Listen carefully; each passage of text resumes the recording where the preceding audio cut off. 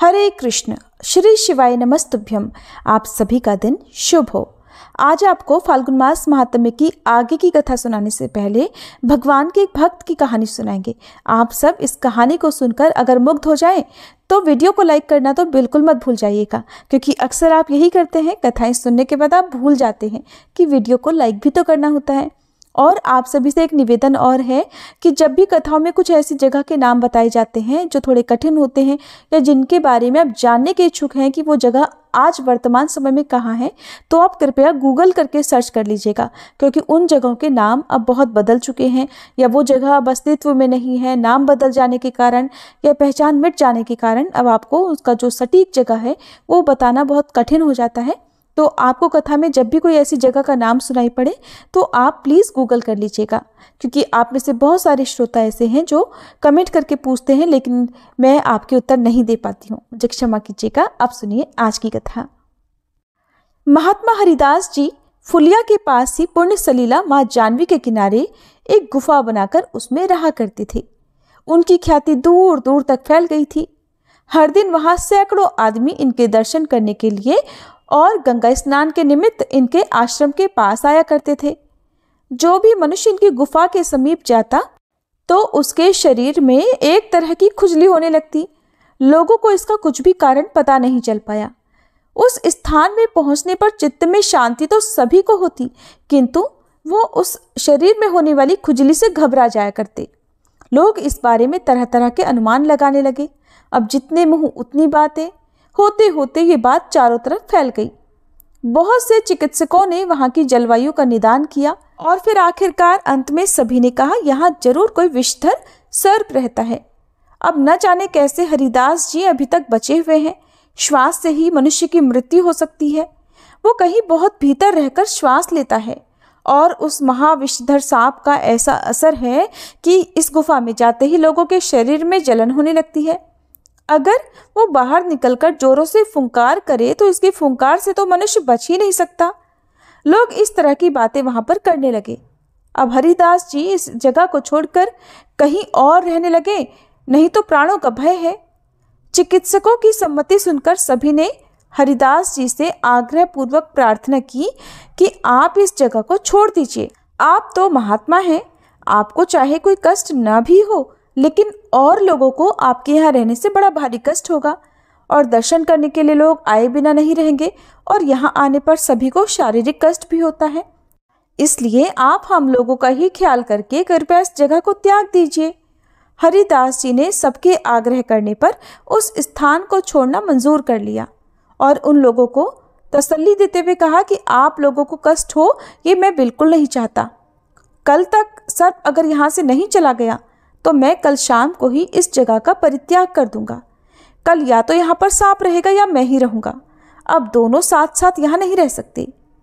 उनके ऐसे निश्चय को सुनकर लोगों को बड़ा आनंद हुआ और फिर सभी बड़े प्रसन्न मन से अपने अपने घरों को चले गए। दूसरे दिन बहुत से भक्त एकत्रित होकर हरिदास जी के समीप श्री कृष्ण कीर्तन कर रहे थे कि उसी समय सब लोगों को उस अंधेरे स्थान में बड़ा भारी प्रकाश सा मालूम पड़ा। सभी भक्त आश्चर्य के साथ उस प्रकाश की ओर देखने लगे। सभी ने देखा कि एक चित्र विचित्र रंगों का बड़ा भारी सांप वहां से निकलकर गंगा जी की ओर जा रहा है। उसके मस्तक पर एक बड़ी सी मणि भी जड़ी हुई है। उसी का इतना तेज प्रकाश फैला हुआ है। सभी ने उस भयंकर सर्प को देखकर आश्चर्य प्रकट किया। सर्प धीरे धीरे गंगा जी के किनारे बहुत दूर चला गया। उस दिन से आश्रम में आने वाले किसी भी दर्शनार्थी के शरीर में खुजली नहीं हुई। संतों की तो दृष्टि मात्र से अविद्या का बंधन खुल जाता है और भगवान भी कभी उनके वचनों का उल्लंघन नहीं करते। फिर क्या हुआ कि एक दिन एक विशिष्ट व्यक्ति के घर में एक सपेरा आया। सपेरे में विषदंत रहित सर्प के दंशन के साथ मंत्र के प्रभाव से सर्पों के अधिष्ठात देवता नागराज वासुकी का आवेश हो गया। मृदंग और मंजीरे की ध्वनि के साथ गाए जाने वाले गीत और सपेरे के द्वारा जपे जा रहे मंत्र की शक्ति के प्रभाव को देखकर सभी मंत्रमुग्ध हो रहे थे। दैव योग से श्री हरिदास ठाकुर जी भी वहां आ पहुंचे और वे भी एक कोने में खड़े होकर उस दृश्य को देखने लगे। देखते ही देखते मंत्र के प्रभाव से उस सपेरे के शरीर में अधिष्ठित नागराज वासुकी, विष्णु भक्त शेष अनंत स्वयं उसके माध्यम से उद्दंड नृत्य करने लगे। कालियद में कालिया के ऊपर चढ़कर अखिल कलाओं के गुरु भगवान श्री कृष्ण ने जिस प्रकार तांडव किया था, उसी प्रकार की भावभंगी को अवलंबन करके वह सपेरा भी नृत्य करने लगा। और कालिया नाग के प्रति श्री कृष्ण ने दंड देने के बहाने से जो अत्यधिक दया की थी, उस लीला से संबंधित एक गीत भी गाने लगा। सपेरे के मुख से श्री कृष्ण की करुणा को सूचित करने वाले गीत को सुनकर एक ओर खड़े श्री हरिदास ठाकुर मुग्ध हो गए और भगवान की लीलाओं को स्मरण करते करते मूर्छित हो गए। जब कुछ क्षण के पश्चात उन्हें होश आया तो वे हुंकार करते हुए आनंद पूर्वक नृत्य करने लगे। वहां भागवत श्री हरिदास जी को कृष्ण प्रेम के आवेश में नृत्य करते देखकर अनंत देव आविष्ट सपेरा संभ्रम पूर्वक थोड़ी दूर जाकर खड़ा हो गया और श्रद्धा पूर्वक श्री हरिदास जी का नृत्य देखने लगा। श्री कृष्ण के प्रेमावेश में श्री कृष्ण के अतुलनीय कारुण्य गुण को सुनने और स्मरण करते करते भूमि पर लोटपोट खाने लगते, कभी कभी उठकर फिर से नाचने और क्रंदन करने लगते। श्री हरिदास जी के नृत्य और उनके भावों को दर्शन करके वहां खड़े लोग बड़े आनंदित हुए। जहां जहां श्री हरिदास ठाकुर जी की चरण धूलि पड़ी थी, सभी लोग वहां की रज को उठा उठाकर श्रद्धा पूर्वक अपने शरीर पर मलने लगे। वहीं पर एक मान लोलुप ब्राह्मण भी बैठा हुआ था। जब उसने देखा कि मूर्छित होकर गिरने से ही लोग इतना आदर कर रहे हैं, तब तो फिर मैं इस अवसर को भला हाथ से क्यों जाने दूं? ये सोचकर जब वह सपेरा फिर नाचने लगा तो वो ब्राह्मण भी झूठ मूठ बहाना बनाकर धरती पर अचेत होकर गिर पड़ा। सोचने लगा सब मेरा भी इसी तरह से सम्मान करेंगे। सपेरा तो सब जानता था। इसके गिरते ही वो इसे जोरों से पीटने लगा। मार के सामने तो अच्छे अच्छे भूत भी भाग जाते हैं, फिर ये तो दम भी था, सम्मान का भूखा था। जल्दी ही मार न सह सकने के कारण वहां से दुम दबाकर भाग गया। जब धनी पुरुष ने और अन्य उपस्थित लोगों ने इसका कारण पूछा कि हरिदास की तुमने स्तुति क्यों की और वैसा ही भाव आने पर तुमने इस ब्राह्मण को क्यों मारा, तब अनंत देव सपेरे के मुख से माध्यम से सभी को कहने लगे कि तुम लोगों ने जो प्रश्न किया है उसका उत्तर अति रहस्यपूर्ण है। वह कहने योग्य न होने पर भी मैं तुम लोगों से कह रहा हूं। श्री हरिदास जी प्रेम में आविष्ट होकर नृत्य करते देखकर तुम लोगों ने श्रद्धा पूर्वक उनकी चरण धूलि ली, और ये देखकर वो ढोंगी ब्राह्मण भी प्रतिष्ठा की आशा से मूर्छित होने का केवल नाटक कर रहा था। श्री हरिदास जी निष्कपट, अप्राकृत, सहज प्रेमिक शुद्ध भगवत भक्त है, और ये अधम विप्र घृणित प्राकृत सहजिया है, जो महाभागवत वैष्णवों की अलौकिक क्रिया मुद्रा का कृत्रिम रूप से अनुकरण करके भक्त के रूप में जड़ प्रतिष्ठा प्राप्त करने की इच्छा करते हैं। वास्तव में भगवान के श्री चरण कमलों के प्रति उनकी किसी भी प्रकार की सेवा प्रवृत्ति नहीं होती। वे अपनी जड़ इंद्रियों की तृप्ति के लिए ही कृष्ण भक्त सजकर लोगों को ठगते रहते हैं। जहां पर इस प्रकार के धर्मध्वजी बक धर्मी नहीं है, वहीं पर अकैतव कृष्ण भक्ति है, और जहां जहां पर ये दोष विद्यमान है, जहां पर लोग दिखावा करते हैं, वहां दंभ, कैतव और कृष्ण सेवा के अतिरिक्त अन्यान्य उद्देश्य लक्षित होते हैं। वैष्णवों के कृष्ण प्रेम में नृत्य के दर्शन से दर्शकों का भवबंधन नष्ट होता है, और प्राकृत सहजिया की कृत्रिम क्रिया मुद्रा के दर्शन से दर्शकों के भवबंधन का क्लेश और अधिक बढ़ जाता है। श्री हरिदास जी जब भगवान के प्रेम में मुग्ध होकर नृत्य लीला प्रदर्शित करते हैं, तब उनके निष्कपट प्रेम के वशीभूत होकर उनके साथ श्री कृष्ण सब परिवार नृत्य करते हैं, और ऐसे भक्तों के नृत्य से ब्रह्मांड भी पवित्र हो जाता है। सत्य ही वे श्री हरि के दास हैं, इसीलिए तो उनका नाम श्री रत्न हरिदास है। सदैव श्री कृष्ण चंद्र उनके हृदय में निवास करते हैं। श्री हरिदास सभी प्राणियों के प्रति स्नेह दृष्टि संपन्न और स्थावर और जंगम सभी के उपकारी हैं। भगवान जब जब इस प्रपंच में अवतरित होते हैं, तब तब श्री हरिदास ठाकुर जी भी अवतरित होते हैं। इसलिए वे साक्षात भगवान के नित्य परिकर हैं। साक्षात भगवत पार्षद होने के कारण श्री हरिदास जी विष्णु और वैष्णवों के प्रति कभी कोई अपराध नहीं करते। श्री हरिदास जी को स्पर्श करना तो दूर, उनके दर्शन करने मात्र से ही जीवों की अनादि अविद्या का बंधन तत्क्षण खुल जाता है। नामाचार्य श्री हरिदास जी के प्रति जो अप्राकृत गुरु बुद्धि रखकर उनका आश्रय ग्रहण करते हैं, श्री हरिदास जी के वैसे भक्तों को देखने से भी बद्ध जीवों का संसार बंधन खुल जाता है। आप लोग बहुत ही सौभाग्यशाली हो। आपके द्वारा की गई जिज्ञासा के फलस्वरूप ही आज मेरे मुख से भगवत भक्त का किंचित गुणगान कीर्तित और प्रकाशित हुआ है। अगर मैं सैकड़ों वर्षों तक सैकड़ों मुखों से ठाकुर हरिदास जी के अप्राकृत गुणों का गुणगान करूं, तब भी उनके गुणों का अंत नहीं कर पाऊंगा। मैं सत्य कह रहा हूं, अगर एक बार भी कोई वैष्णव ठाकुर श्री हरिदास जी का नाम उच्चारण करेगा तो उसे अवश्य ही श्री कृष्ण के धाम की प्राप्ति होगी। ऐसा कहकर नागराज मौन हो गए। श्री हरिदास जी की महिमा सुनकर सभी लोग बड़े आनंदित हुए। जिस तरह पहले गोपाल चक्रवर्ती ने श्री हरिदास जी से तर्क किया और उसकी नाक कट गई, इसी तरह की दूसरी घटना श्री हरि नदी नामक ग्राम में हुई। हरि नदी नामक ग्राम के एक पंडित मानी अहंकारी ब्राह्मण को अपने शस्त्र ज्ञान का बड़ा गर्व था। हरिदास जी चलते फिरते उठते बैठते ऊंचे स्वर से हरे कृष्ण कृष्ण कृष्ण हरे हरे, हरे राम राम राम हरे हरे, इस महामंत्र का सदा जप करते रहते थे। इन्हें मुसलमान और महामंत्र का अनाधिकारी समझकर उसने इनसे पूछा कि एक मुसलमान के लिए इस उपनिषद के मंत्र का जप करना कहाँ लिखा है? ये तुम्हारी अनाधिकार चेष्टा है, और जो तुम्हें भगवत भक्त कहकर तुम्हारी पूजा करते हैं वे भी महापाप करते हैं। शास्त्र में लिखा है कि जहाँ अपूज्य लोगों की पूजा होती है और पूज्य लोगों की उपेक्षा की जाती है, वहाँ दुर्भिक्ष, मरण, भय और दारिद्र्य ये बातें होती हैं। इसलिए तुम इस अशास्त्रीय कार्य को छोड़ दो। तुम्हारे ऐसे आचरणों से देश में दुर्भिक्ष पड़ जाएगा। तब हरिदास जी ने बड़ी नम्रता से कहा, विप्रवर, मैं नीच पुरुष भला शास्त्रों का मर्म क्या जानूं? किंतु आप जैसे विद्वानों के ही मुख से सुना है कि चाहे वेद शास्त्रों के अध्ययन का द्विजातियों के अतिरिक्त किसी को अधिकार न हो, किंतु भगवान नाम तो किरात, हूण, आंध्र, पुलिंदा, पुलकस, आभीर, कंक, यवन और खस आदि जितने भी पाप योनि और जंगली जाति हैं, सभी को पावन बनाने वाला है। भगवान नाम का अधिकार तो सभी को समान रूप से है। हरिदास जी के इस शास्त्र सम्मत उत्तर को सुनकर ब्राह्मण ने पूछा, खैर भगवान नाम का अधिकार सबको भले ही हो, किंतु मंत्र का जप इस प्रकार जोर जोर करने से क्या लाभ? शास्त्रों में मानसिक, उपांशु और वाचिक ये 3 प्रकार के जप बताए हैं, जिनमें मानसिक जप से सहस्त्र गुना उपांशु जप श्रेष्ठ है, उपांशु जप से लक्ष्य गुना मानसिक जप श्रेष्ठ है। तुम मन में जप करो।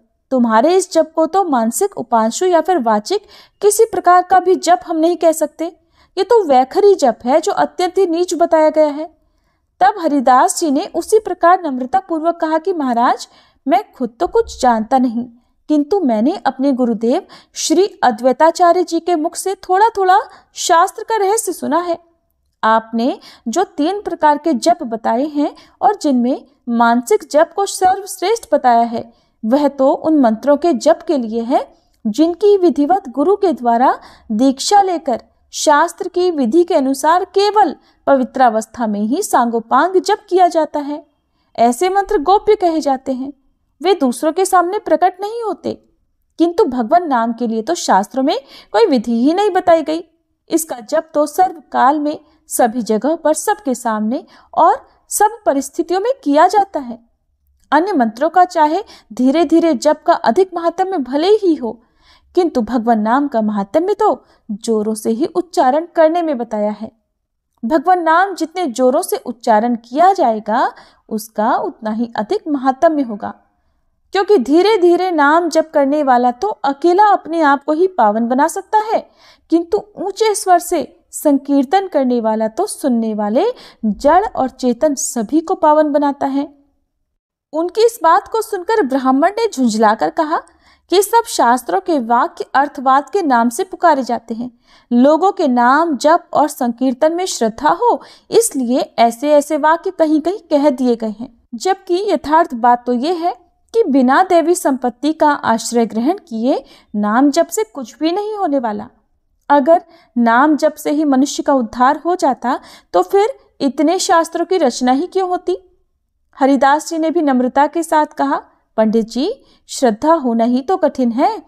अगर सचमुच में केवल भगवान नाम पर ही पूर्ण रूप से श्रद्धा जम जाए तो फिर शास्त्रों की तो आवश्यकता ही नहीं रहती।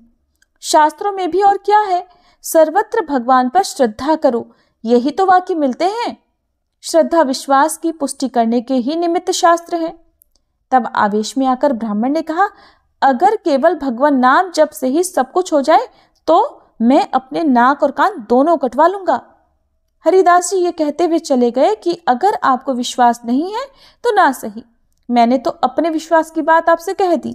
सुनते हैं उस ब्राह्मण की पीनस रोग से नाक सड़ गई और वह गल गल कर गिर पड़ी। भगवान नाम विरोधी की जो भी दशा हो वो थोड़ी ही है। संपूर्ण दुखों का एकमात्र मूल कारण भगवान नाम से विमुख होना ही तो है। इस प्रकार महात्मा हरिदास जी भगवान नाम का महात्म्य स्थापित करते हुए गंगा जी के किनारे निवास करने लगे। जब उन्होंने सुना कि नवद्वीप में उदय होकर गौरचंद्र अपनी शीतल और सुखमय कृपा किरणों से भक्तों के हृदयों को भक्ति रसामृत से सींच रहे हैं, तो ये भी तो उस निष्कलंक पूर्ण चंद्र की छाया में आकर नवद्वीप में ही रहने लगे। ये अद्वैताचार्य के कृपा पात्र तो पहले से ही थे, इसलिए इन्हें प्रभु के अंतरंग भक्त बनने में और अधिक समय बिल्कुल नहीं लगा। थोड़े ही दिनों में ये प्रभु के प्रधान कृपा पात्र भक्तों में गिने जाने लगे। इनकी भगवान नाम निष्ठा का सभी भक्त बड़ा आदर करते और प्रभु तो इन्हें बहुत अधिक चाहते थे। इसलिए इन्होंने भी अपना सर्वस्व प्रभु के पाद पद्मों में समर्पित कर दिया। इनकी प्रत्येक चेष्टा प्रभु की इच्छा अनुसार ही होती थी। ये भक्तों के साथ संकीर्तन में रात भर नृत्य करते रहते थे और नृत्य में बेसुध होकर गिर भी पड़ते थे। इस प्रकार श्रीवास पंडित का घर श्री कृष्ण कीर्तन का प्रधान अड्डा बन गया। शाम होते ही सारे भक्त एकत्रित हो जाते और भक्तों के एकत्रित हो जाने पर किवाड़ बंद कर दिए जाते और फिर प्रारंभ होता संकीर्तन। फिर चाहे कोई भी आए कोई भी जाए, किसी के लिए किवाड़ नहीं खुलते थे। इससे बहुत से आदमी तो निराश होकर लौट जाते और वे संकीर्तन के बारे में तरह तरह के अपवाद फैलाते। इस तरह एक ओर तो सज्जन भक्त संकीर्तन के आनंद में परमानंद का रसस्वादन करने लगे और दूसरी ओर निंदक लोग संकीर्तन के प्रति बुरे भावों का प्रचार करते हुए अपनी ही आत्मा को कलुषित बनाने लगे, अपनी ही आत्मा में कलंक लगाने लगे। तो ये थी भक्त हरिदास जी की कथा। आपको कैसी लगी कमेंट बॉक्स में जरूर बताइएगा। इसी कथा को आगे जारी करते हुए अगली वीडियो में भी आपको हरिदास जी की ही कथा सुनाई जाएगी। आशा करती हूँ आप अगली वीडियो का इंतजार भी जरूर करेंगे। अब सुनिए आज का फाल्गुन मास महात्म्य, जिसमें श्री महादेव जी भगवान कार्तिकेय जी अर्थात स्कंद भगवान से कहते हैं कि हे स्कंद, जो महापातकी और अतिपातकी हैं अर्थात जो महापाप और उससे भी ज्यादा पाप करने वाले हैं, वे भी अग्नि तीर्थ में स्नान करने मात्र से ही पवित्र हो जाते हैं। जैसे अत्यंत मलिन सोना आग में तपाने से शुद्ध हो जाता है, उसी प्रकार देहधारी मनुष्य अग्नि तीर्थ में आकर पाप मुक्त हो जाता है। जो 5 प्रकार के महापाप करने वाले हैं वे भी इस तीर्थ में स्नान करके प्राणायाम और जप करने से शुद्ध हो जाते हैं, ऐसा मेरा मानना है। और यहाँ पर जो 5 शिलाएं हैं उनमें सदा भगवान विष्णु की स्थिति है। वहीं पर सभी पापों का नाश करने वाला अग्नि तीर्थ भी है। स्कंद जी ने पूछा, पिताजी वहाँ कैसी 5 शिलाएं हैं और किसने उनका निर्माण किया है, ये सब बातें भी पूरी तरह विस्तार पूर्वक बताने की कृपा करें। तब भगवान शिव कहने लगे कि बेटा, वहाँ पर नारदी, नारसिंही, वाराही, गारुणी और मार्कंडेयी ये 5 शिलाएं विख्यात हैं जो सभी मनोरथों की सिद्धि करने वाली हैं। एक समय देवर्षि नारद ने एक शिला पर बैठकर वायु का सेवन करते रहते हुए महाविष्णु जी का दर्शन करने के लिए कठिन तपस्या की। वे 60,000 वर्षों तक वृक्ष की तरह स्थिर भाव से उसी शिला पर विराजमान रहे। इसके बाद भगवान विष्णु एक ब्राह्मण का रूप धारण करके कृपा पूर्वक उनके सामने गए और उन मुनिश्रेष्ठ नारद जी से इस प्रकार कहने लगे कि मुने बताओ तुम क्या चाहते हो। तब नारद जी ने कहा, आप कौन हैं और इस निर्जन वन में आपके दर्शन से मेरे मन में बड़ी प्रसन्नता हो रही है।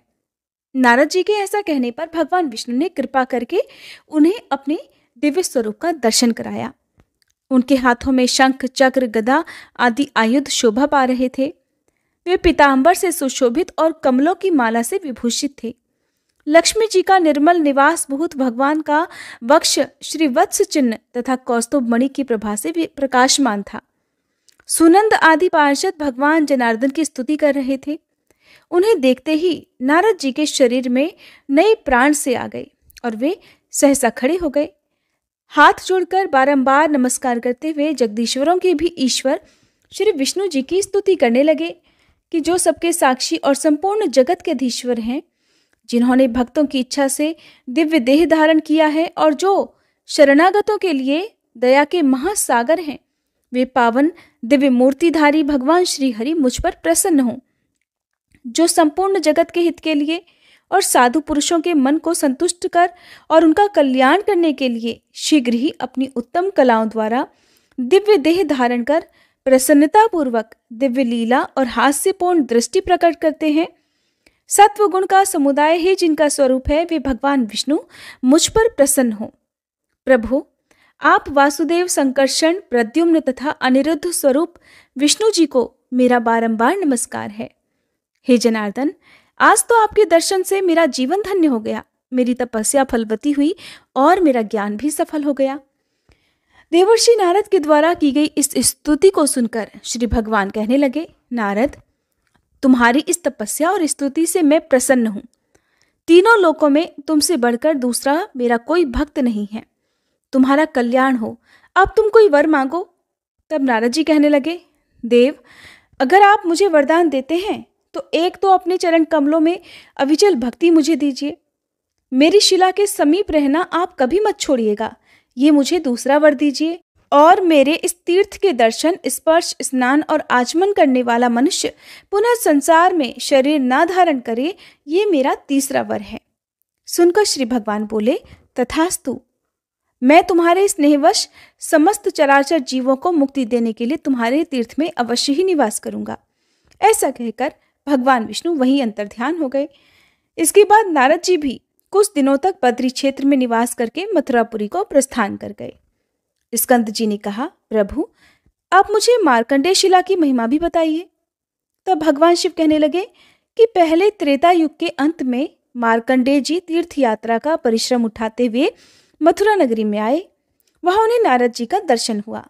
मार्कंडेय जी ने नारद जी का पूजन और फिर उन्हें प्रणाम किया। तब उन्होंने जहां साक्षात नारायण विद्यमान है, उस बद्री क्षेत्र का महात्म्य इस प्रकार बताया कि साधो, बद्री तीर्थ महाक्षेत्र है, वहां भगवान विष्णु का नित्य निवास है। तुम वहीं जाओ, वहां तुम्हें साक्षात श्री हरि का दर्शन होगा। ये सुनकर मार्कंडेय जी को बड़ा आश्चर्य हुआ। वे बद्रिकाश्रम में आए और वहां स्नान करके शिला पर बैठकर परम उत्तम अष्टाक्षर अर्थात ओम नमो नारायणाय इस मंत्र का जप करने लगे। 3 रात तक जप करने के बाद आखिरकार भगवान जनार्दन उन पर प्रसन्न हो गए और उन्हें शंख, चक्र, गदा, पद्म और वनमाला आदि से विभूषित अपने दिव्य स्वरूप का दर्शन कराया। उन्हें देखकर मार्कंडेय जी अत्यंत तेजी से उठे और प्रणाम करके बड़ी प्रेम भरी गदगद वाणी में उनकी स्तुति करने लगे कि हे प्रभु, हे श्रीहरि, इस अशाश्वत अर्थात क्षण भंगुर संसार में आपके युगल चरणारविंद ही सार हैं। संसारी मनुष्य का उद्धार कैसे हो? हे अच्युत, मैं आध्यात्मिक आदि तीनों तापों से अत्यंत थका हुआ हूँ। अनेक प्रकार के बढ़े हुए ज्ञान से ढका हुआ संसार रूपी कोहरे में भटक रहा हूँ। कृपया मेरा उद्धार कीजिए। हे करुणा सागर, अनेक प्रकार के योनि यंत्रों में दबकर निकलने से प्राप्त हुई गर्भवास जनित शारीरिक वेदना को मैं कितनी ही बार पा चुका हूँ। अब मेरी रक्षा कीजिए। जरा, मृत्यु और बाल्यावस्था आदि के दुखों से भरे हुए संसार में मैं बहुत पीड़ित हूँ। फिर भी इस दुख के समुद्र में मेरी सुख बुद्धि हो रही है। हे दया सिंधु, मेरी रक्षा कीजिए। हे प्रभु, कभी मैं कीट योनि में पड़ा, कभी स्वेदज जीव के रूप में जन्म लिया, कभी उद्भिज योनि में आया और कभी सौभाग्यवश मनुष्य शरीर को भी प्राप्त हुआ। सब योनियों में जन्म लेकर मैं बहुत विपत्ति भोग चुका हूँ। अब सर्वथा निस्तेज और अनाथ हूँ। हे अच्युत, कृपा करके अपनी शरण में आए हुए मुझ सेवक का अब उद्धार कीजिए। बुद्धिमान मार्कंडेय जी के द्वारा ऐसा कहने पर भगवान श्री विष्णु ने प्रसन्न होकर कहा, हे ब्रह्मर्षि, मुझसे कोई वर मांगो। तब मार्कंडेय जी ने कहा, भगवान, हे दीनवत्सल, अगर आप मुझ पर प्रसन्न हैं तो अपने पूजन और दर्शन में मुझे अविचल भक्ति दीजिए।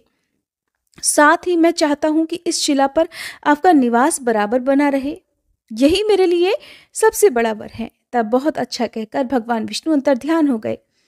इसके बाद मार्कंडेय जी अत्यंत प्रसन्न होकर अपने पिता के आश्रम में चले गए। जो मनुष्य इस प्रसंग को सुनता अथवा सुनाता है उसे भी भगवान गोविंद की प्राप्ति होती है। भगवान शिव कहते हैं कि कश्यप जी से विनिता के गर्भ से 2 महाबली और महापराक्रमी पुत्र हुए, जिनका नाम था गरुण और अरुण। इनमें से अरुण तो सूर्यदेव के सारथी हुए और गरुण ने भगवान विष्णु का वाहन होने की इच्छा से बद्री क्षेत्र के दक्षिण भाग में गंधमादन के शिखर पर कठिन तपस्या प्रारंभ की। वे फल, मूल और जल का आहार करते, द्वंद्वों को धैर्य पूर्वक सहते और जप करने वालों में श्रेष्ठ होकर एक पैर से पृथ्वी पर खड़े होकर जप किया करते थे। भगवान के दर्शनों की इच्छा से उन्होंने बहुत वर्षों तक कठिन तपस्या की। तब साक्षात भगवान विष्णु पीतांबर धारण करके अपने शंख, चक्र आदि आयुधों से युक्त होकर पूर्व दिशा में उदित होने वाले पूर्ण चंद्रमा की तरह गरुण के सामने प्रकट हुए और मेघ के समान गंभीर शब्द करते हुए कहने लगे। फिर भी गरुण की बाह्य वृत्ति नहीं हुई, यानी कि तपस्या में लीन गरुण का ध्यान भंग नहीं हुआ। तब उन्होंने अपना श्रेष्ठ शंख बजाया, लेकिन उससे भी महात्मा गरुड़ का ध्यान नहीं टूटा। तब भगवान श्वास के साथ गरुड़ के ही भीतर प्रवेश करके उनमें बहिर्मुख वृत्ति पैदा करते हुए फिर से बाहर आकर प्रकट हो गए। उस समय भगवान विष्णु को अपने सामने देखकर गरुड़ निर्भय हो गए। उनके संपूर्ण शरीर में रोमांच हो आया और हाथ जोड़कर उन्होंने भगवान की स्तुति प्रारंभ कर दी कि हे भगवान, तीनों लोकों में निवास करने वाले देहधारियों का अंतःकरण आपका निवास स्थान है। आपकी जय हो। संसार की उत्पत्ति, स्थिति और संहार रूपी लीला विलास से विलासित जो आपकी ब्रह्मा, विष्णु और शिव रूपी त्रिविध मूर्ति हैं, उसकी कीर्तिमयी प्रभा से संपूर्ण जगत समुदाय प्रकाशित होता है।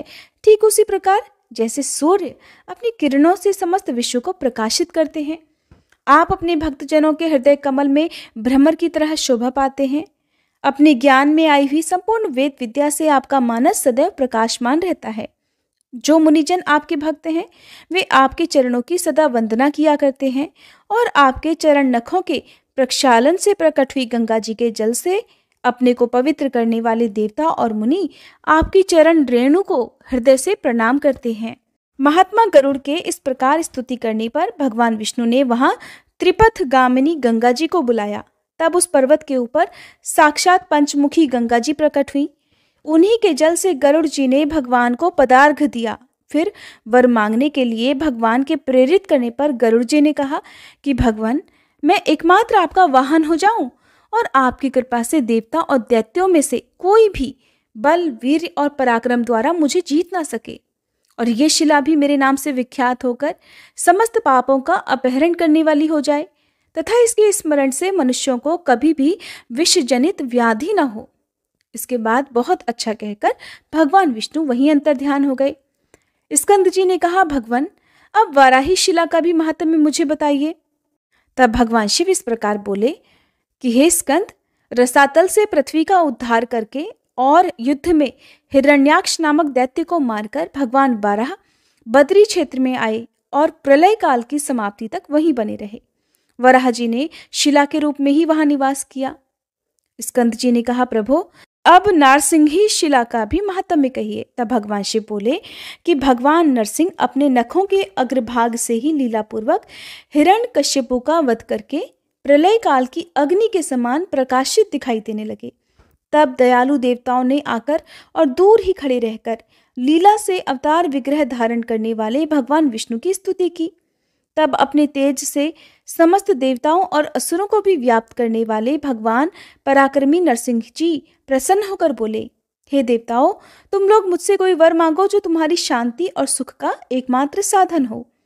उस समय देवताओं के स्वामी ब्रह्मा जी कहने लगे कि भगवान, हे प्रभु, हे नरसिंह देव, आपका ये अत्यंत उग्र रूप समस्त देहधारियों को भयभीत करने वाला है, अतः इसको समेट लीजिए। उनकी प्रार्थना के अनुसार दिव्य रूप धारण करके भगवान ने फिर कहा कि देवताओं, मैं तुम पर बहुत प्रसन्न हूँ, बोलो अब मैं तुम्हारा कौन सा कार्य करूं? तब देवतागण कहने लगे कि प्रभु, हमारा अभीष्ट वर यही है कि आप मन को प्रसन्न करने वाले परम शांत चतुर्भुज रूप से ही हमें दर्शन दिया करें। तब भगवान ने उन्हें दिव्य दृष्टि से देखकर विशालापुरी अर्थात बद्रिकाश्रम को चले गए। इसके बाद देवताओं का भय शांत हो गया और उन्होंने जल के मध्य में विराजमान भगवान विष्णु का दर्शन, नमस्कार और परिक्रमा करके उन्हीं में अपना मन लगाकर अपने अपने लोक को प्रस्थान किया। जिसके बाद अतिशय भक्तिभार से नम्र तपस्वी ऋषि आए और अत्यंत अद्भुत पराक्रम वाले भगवान नरसिंह का दर्शन करके उनकी इस प्रकार स्तुति करने लगे। संपूर्ण विश्व के स्वामी, हे जगदीश्वर, आपको नमस्कार है, आपको नमस्कार है। विश्व को अभय प्रदान करने वाले हे विश्वमूर्ते, आप कृपा के समुद्र हैं। आपके चरण कमल सेवन करने योग्य तीर्थ रूप हैं। हे लक्ष्मीपते, हम पर दया कीजिए।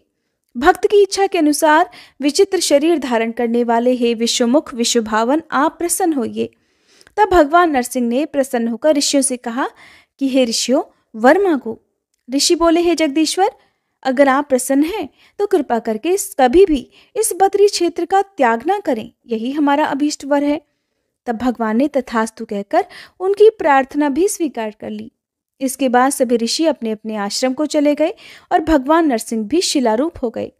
जो 3 उपवास करके वहां भगवान नरसिंह के जप और ध्यान में तत्पर होता है, वह साक्षात नरसिंह रूपधारी भगवान का दर्शन पा लेता है।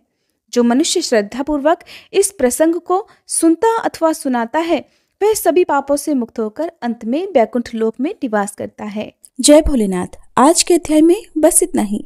इसके आगे की कथा आप सभी आने वाले अध्याय में जरूर सुनिएगा।